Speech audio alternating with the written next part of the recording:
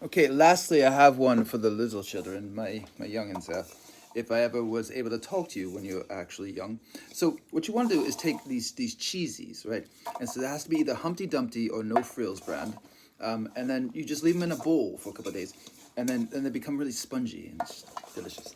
Okay, so let's talk to you about Queen Elizabeth II. Now I posted some World War II photos of Queen Elizabeth II, and the thing is, Queen Elizabeth II was the kind of person who wanted to know everything about everything. Like she knew all about mad cow disease, and she had a conversation with this MWO that I'd worked with. Oh, Chief Warrant Officer actually, yeah, Chief Warrant Officer who coined me.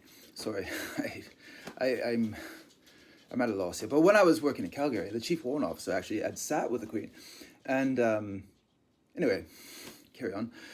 She knows everything about everything, and so she knew all the stories about the Halifax docks and Halifax piers and how children would show up, and one of those children was my grandfather Ray, and your grandfather Roy's or great grandfather Roy's father.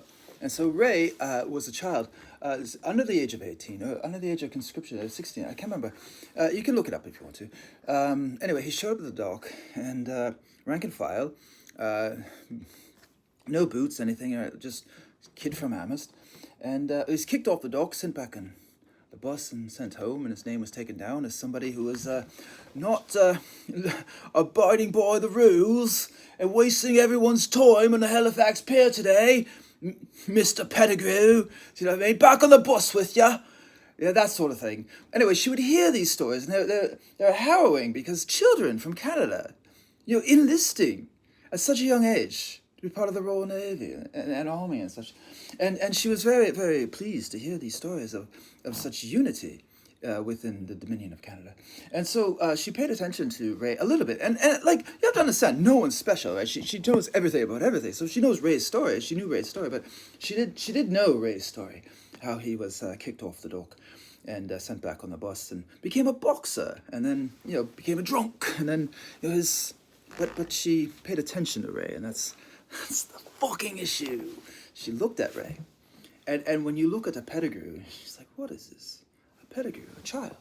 So, as I said, she knows everything about everything, and she's got that stone on her fucking head, the ruby, the Black Princess ruby. And I swear to God, that's when it began, right? That's when her obsession with the Pettigrew line actually took hold. And I'm very sorry for everyone who's gotten involved in this. And we have to understand there's women, there's mothers, and there's children, and there's fathers also, the stepfathers. And I want to make sure every single one of you knows that I'm apologetic. I didn't know until April 13th, 2026 that this happened to me.